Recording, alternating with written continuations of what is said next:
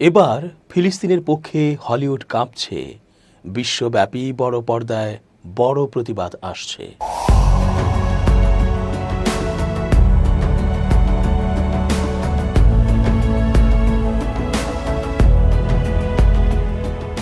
আসসালামু আলাইকুম প্রিয় দর্শক, আমন্ত্রণ আজকের আলোচনায়। চেঞ্জ টিভির আন্তর্জাতিক চোখ অনুষ্ঠানে এস.জি. রতন স্বাগত জানাচ্ছি। ধীরে ধীরে ইসরায়েলি বর্বরতার বিরুদ্ধে ফুঁসে উঠছে পুরো বিশ্ব। খোদ ইসরায়েলিরাই যেমন নেতানিয়াহুর বিরুদ্ধে কথা বলছে, প্রতিবাদ জানাচ্ছে, আমেরিকাতেও তাই, তেমনিভাবে বিশ্বখ্যাত বিনোদন অঙ্গনেও ঝড় উঠেছে প্রতিবাদের। ইসরায়েলিদের থামাতেই হবে, আর কোনো অপশন নেই। তাই তো হলিউডের তারকারা বলে উঠেছে, জি না, আমাদের বসে থাকার সময় নেই। মধ্যপ্রাচ্যের গাজায় এখন যা ঘটছে, আমাদের নিরপেক্ষ বা চুপ থাকার সুযোগ নেই। গাজায় চলমান ইসরায়েলি গণহত্যা দেখে এভাবেই মন্তব্য করেছেন জনপ্রিয় TV series Game of Thrones এর red witch the red priestess খ্যাত জনপ্রিয় চরিত্র দ্য রেড উইমেন চরিত্রে অভিনেত্রী ক্যারিস ভেন হটেন। শুধু সামাজিক মাধ্যমে ভিডিও বার্তা দিয়েই তিনি থেমে থাকেননি। ইসরায়েলের বিপক্ষে চলমান আন্তর্জাতিক আদালতে হাজির হয়ে গেম অব থ্রোনসের এই অভিনেত্রী গাজায় শহীদ হওয়া 10,000 শিশুর নাম বিশ্ববাসীকে পড়ে শুনিয়েছেন। এইচবিও টিভির জনপ্রিয় এই সিরিজের আরেক অভিনেতা টাইউইন ল্যানিস্টার চরিত্রে অভিনেতা চার্লস ড্যান্স। সিরিজে যাকে দেখা যায় তীক্ষ্ণ বুদ্ধি সম্পন্ন কূটনীতিক হিসেবে, আন্তর্জাতিক আদালতে এক গাদা ঐতিহাসিক তথ্য উপাত্ত নিয়ে উপস্থিত হয়েছিলেন তিনি। শুধু সাম্প্রতিক ঘটনা নয়, গত 70 বছরেরও বেশি সময় ধরে ফিলিস্তিনিদের ওপর ইসরায়েলি বর্বরতার তথ্য উপাত্ত তুলে ধরেন এই অভিনেতা, তুলে ধরেন জাতিগত নিধনের বিস্তারিত। সিরিজে সার্সি ল্যানিস্টার নির্দয় নৃশংস হলেও 2007 সাল থেকে গাজায় আক্রমণের বিরোধিতা করে আসছেন এই অভিনেত্রী। লিনা হিডি নামের এই বিখ্যাত শিল্পী বহুবার ইসরায়েলকে গণহত্যাকারী হিসেবে অফিসিয়ালি বিবৃতি দিয়েছেন। তার বিবৃতিতে উঠে এসেছে ফিলিস্তিনি শিশুদের প্রতি দখলদার বাহিনীর ভয়াবহ নির্যাতনের চিত্র। লিয়াম চানিংহামের অভিনয় করা স্যার ডাভোস সিওয়ার্থ চরিত্রটা অনেকেই মনে রেখেছেন।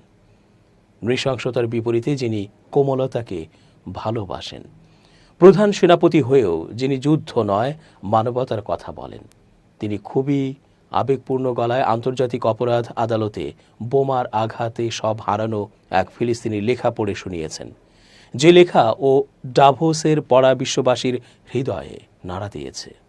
সন বিন নামের লর্ড স্টার্ক চরিত্রের অভিনেতা সিরিজের মতো আদর্শবাদিতার পরিচয় দিয়েছেন ফিলিস্তিনি প্রশ্নেও। ইসরায়েল বিরোধী লং মার্চ ও মিছিলে তাকে দেখা গেছে প্রথম সারিতে। গাজাবাসীর জন্য নিয়মিত চিকিৎসা সহযোগিতা সংগ্রহ করে যাচ্ছেন গেম অব থ্রোনসের ওব্রিন মর্টেল চরিত্রাভিনেতা ও মার্ভেলের মিস্টার ফ্যান্টাস্টিক পেদ্রো পাস্কেল। অ্যাডমির টালি চরিত্রের অভিনেতাকেও দেখা গেছে গাজার পক্ষে লন্ডনের রাস্তায়। পিছিয়ে নেই হাউস অব টার্গেরিয়ানের রানী কুইন রেনেইরা চরিত্রে অভিনয় করা এমা ডি অর্চি। নিজের সামাজিক প্ল্যাটফর্ম ব্যবহার করে ইসরায়েলি বর্বরতার কথা তুলে ধরছেন বিশ্ববাসীর কাছে।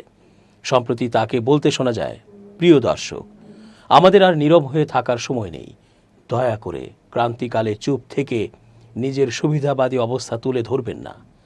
আপনার ভেতরে যদি একটুও মানবতা বোধ থাকে, তবে ইসরায়েলি বর্বরতার বিরুদ্ধে আওয়াজ তুলুন।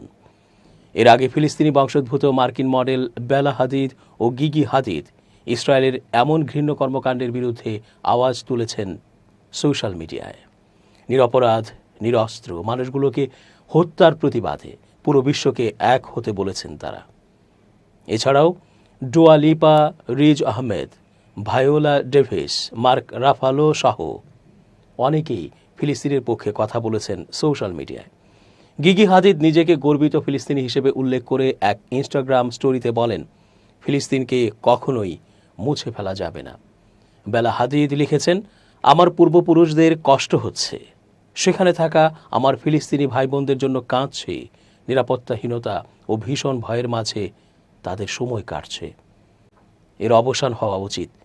2021 সালে এর কোনো স্থান থাকতে পারে না। তিনি মনে করেন ফিলিস্তিন নিয়ে এখনই আওয়াজ না তুললে ভবিষ্যৎ প্রজন্মের প্রশ্নের সম্মুখীন হতে হবে সবাইকে। অস্কার জয়ী অভিনেত্রী ভায়োলা ডেভিস সোশ্যাল মিডিয়ায় লিখেছেন, আসুন গাজায় যা ঘটছে তা নিয়ে কথা বলি। পিঙ্ক ফ্লয়েডের কিংবদন্তি সঙ্গীত তারকা রজার ওয়াটার্স লিখেছেন, ইসরায়েল একটি বিদ্বেষ সৃষ্টিকারী দেশ। ইটারে মার্ক রাফালো লিখেছেন, লাখো ফিলিস্তিনির ওপর হামলা হয়েছে জেরুজালেমে। হাজার হাজার মানুষ আহত নিহত হয়েছে, অগণিত শিশু মারা গেছে। এখন সময় ফিলিস্তিনিদের মুক্ত করার জন্য অর্থ সংগ্রহ করার। রিজ আহমেদ লিখেছেন, ফিলিস্তিনিদের স্বাধীন হওয়ার সময় এসেছে। বলিউড তারকারাও লড়ছেন ফিলিস্তিনিদের জন্য। কদিন আগে রাফার ঘোষিত নিরাপদ এলাকার একটি ক্যাম্পে বোমা হামলা চালিয়েছে দখলদার সেনাবাহিনী। এতে ৭৫-এর অধিক ফিলিস্তিনি জীবন্ত পুড়ে মারা যান এবং অগ্নিদগ্ধ ও আহত হয়েছেন কয়েক শতাধিক। এ প্রসঙ্গকে সামনে রেখে বর্তমানে বলিউড অভিনেতা অভিনেত্রীরা ইসরায়েলি নৃশংসতার বিরুদ্ধে কথা বলেছেন। সামাজিক যোগাযোগ মাধ্যম বিশেষ করে ইনস্টাগ্রামে চোখ রাখলেই দেখা মিলছিল বিশেষ একটি বাক্য লেখা ছবির। অল্প সময়ের মধ্যেই অল আইজ অন রাফা লেখা ছবিটি কার্যত উঠে এসেছিল ট্রেন্ডিংয়ে। বাংলায় এর অর্থ দাঁড়ায় সবার নজর রাফার দিকে। বলিউড তারকারাও ছবিটি শেয়ার করে ফিলিস্তিনের পক্ষে দাঁড়িয়েছিলেন। এ তালিকায় ছিলেন বেশ কিছু প্রথম শ্রেণীর তারকারা, যেমন কারিনা কাপুর খান, আলিয়া ভাট, প্রিয়াঙ্কা চোপড়া ও বরুণ ধাওয়ান। এই হামলার নিন্দা জানিয়ে আলিয়া তার ইনস্টাগ্রাম অ্যাকাউন্টে লিখেছিলেন, পৃথিবীর সব শিশুরই নিরাপত্তা ও ভালোবাসা পাওয়ার অধিকার রয়েছে। সবাই শান্তি পাওয়ার অধিকার রাখেন। এছাড়া ইউনিসেফের শুভেচ্ছা দূত প্রিয়াঙ্কা চোপড়াকে কখনো ইসরায়েলের বিরুদ্ধে কথা বলতে দেখা যায়নি। এবার তিনিও এই গণহত্যার বিরুদ্ধে আওয়াজ তুলেছিলেন। সামাজিক যোগাযোগ মাধ্যমে এই আন্তর্জাতিক তারকারা জানিয়েছেন তাদের তীব্র নিন্দার ভাষা। এছাড়া মাধুরী দীক্ষিত, দিয়া মির্জা ও সামান্থা রুথ প্রভু এই প্রতিবাদে যোগ দেন। এদিকে যতই হম্বিতম্বি করুক ইসরায়েল, খুন করতে থাকুক আর শহীদের মিছিলে যুক্ত হোক ফিলিস্তিনিরা, তারা অকুতভয়। আল্লাহর রহমত নিয়ে তারা দুর্বার। তাই তো এত হত্যা ও ধ্বংসযজ্ঞের পরও আরও শক্তিশালী হচ্ছে ফিলিস্তিনের স্বাধীনতাকামী সশস্ত্র গোষ্ঠী হামাস। এবার তারা গাজায় ৩০,০০০ নতুন যোদ্ধা নিয়োগ দিয়েছে। ইসরায়েলি গণমাধ্যম টাইমস অব ইসরায়েল এ তথ্য প্রকাশ করেছে। তরুণ এ যোদ্ধাদের হামাসের সামরিক শাখা ইজাদ্দিন আল কাসেম ব্রিগেডে যুক্ত করা হয়েছে। নতুন যোদ্ধাদের গোপন সামরিক ক্যাম্পে প্রশিক্ষণ দেওয়া হয়েছে। তবে তাদের শহুরে যুদ্ধ, রকেট নিক্ষেপ এবং বিস্ফোরক স্থাপন ছাড়া অন্য কোনো সামরিক দক্ষতা নেই বলে দাবি করেছে সংবাদ মাধ্যম আল আরাবিয়া। অবরুদ্ধ ফিলিস্তিনি ভূখণ্ড গাজায় ২০২৩ সালের ৭ অক্টোবর আগ্রাসন শুরু করে ইসরায়েল। এর মধ্যে পেরিয়ে গেছে ১৮ মাস। ইসরায়েলি আগ্রাসন প্রতিরোধ করতে গিয়ে ফিলিস্তিনি স্বাধীনতাকামী সংগঠনগুলো হারিয়েছে তাদের বিপুল যোদ্ধা। তেল আবিবের কর্মকর্তাদের তথ্য অনুসারে স্বাধীনতাকামী হামাসের সামরিক শাখার প্রায় ১৮ থেকে ২০,০০০ যোদ্ধা নিহত হয়েছেন। তবে এতেও শক্তি কমেনি তাদের। গেল রোববার সৌদি মালিকানাধীন টিভি চ্যানেল আল আরাবিয়ায় প্রকাশিত এক প্রতিবেদনে জানানো হয়, গাজায় হামাসের সামরিক শাখা ইজ্জুদ্দিন আল কাসসাম ব্রিগেডে নতুন করে আরও ৩০,০০০ যোদ্ধা যোগ দিয়েছেন। নতুন এ যোদ্ধারা গোপন সামরিক শিবিরে প্রশিক্ষণ নিয়েছেন। গেরিলা যুদ্ধ কৌশল, রকেট নিক্ষেপ ও বিস্ফোরক পুঁতে রাখা ছাড়া আর কোনো প্রশিক্ষণ এ যোদ্ধাদের নেই বলে খবর জানানো হয়। তবে এ যোদ্ধারা ঠিক কবে যোগ দিয়েছেন বা যুদ্ধের মধ্যেই তারা প্রশিক্ষণ নিয়েছেন কিনা, এ বিষয়ে বিস্তারিত কিছু প্রতিবেদনে উল্লেখ করা হয়নি। এদিকে ইসরায়েলি সংবাদ মাধ্যম কানে রোববার প্রকাশিত এক প্রতিবেদনে বলা হয়েছে, গাজায় সেনা স্বল্পতার কারণে পূর্ণ প্রশিক্ষণ ছাড়াই ইসরায়েলি প্রতিরক্ষা বাহিনী আইডিএফের গোলানি ও গিভাতি ব্রিগেডের সদস্যদের অবরুদ্ধ উপত্যকায় পাঠানো হয়েছে। এতে বলা হয়, গত ডিসেম্বরে এ সেনাদের যুদ্ধে মোতায়েন করা হয়েছে। আইডিএফের এ পদক্ষেপের মাধ্যমে যুদ্ধক্ষেত্রে ইসরায়েলের চাপের চিত্রই প্রতিফলিত হয়েছে। এর আগে গত সপ্তাহে ইসরায়েলের সংবাদ মাধ্যম ইয়েদিওথ আহরোনথের খবরে বলা হয়, সামরিক বাহিনীর প্রধান লেফটেন্যান্ট জেনারেল এইয়াল জামির প্রধানমন্ত্রী নেতানিয়াহুকে জানিয়েছিলেন, সেনা স্বল্পতার কারণে গাজায় ইসরায়েলি রাজনৈতিক নেতৃত্বের লক্ষ্য পূরণ বাধাগ্রস্ত হতে পারে। এরই মধ্যে আগ্রাসন অব্যাহত চালিয়ে যাচ্ছে আইডিএফ। সোমবার ফিলিস্তিনি স্বাস্থ্য মন্ত্রণালয়ের নিয়মিত ব্রিফিংয়ে বলা হয়, 24 ঘণ্টায় গাজায় হামলায় 39 ফিলিস্তিনি নিহত ও আরও 62 জন আহত হয়েছেন। এ নিয়ে 18 মাসের আগ্রাসনে মোট 51,240 জন নিহত ও 1,16,931 জন আহত হয়েছেন। আগ্রাসনের মধ্যেই ইসরায়েলি অর্থমন্ত্রী বেজ্জালের স্মোট্রিচ জানিয়েছেন, গাজায় আটক জিম্মিদের মুক্তি তেল আবিবের সরকারের অগ্রাধিকারে নেই। সোমবার গালেই ইসরায়েল রেডিওকে দেয়া এক সাক্ষাৎকারে তিনি এ মন্তব্য করেন। স্মোট্রিচ বলেন, আমাদের উচিত গাজা সমস্যাটি নির্মূল করা।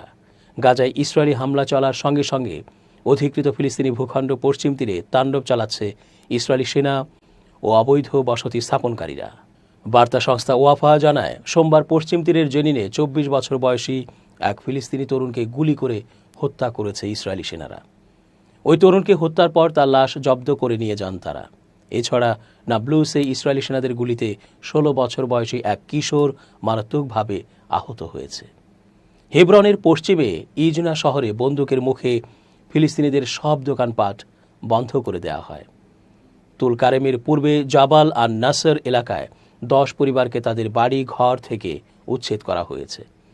এদিকে কানের প্রকাশিত এক জরিপে জানানো হয়েছে, গাজায় যুদ্ধ বন্ধ করে সব জিম্মিকে মুক্ত করতে হামাসের সঙ্গে চুক্তির জন্য 56% ইসরায়েলি মত জানিয়েছে। এর বিপক্ষে 22% ইসরায়েলি এ ধরনের যে কোনো চুক্তির বিরোধিতা করছেন। দর্শক, আজ এ পর্যন্তই। শুভকামনা।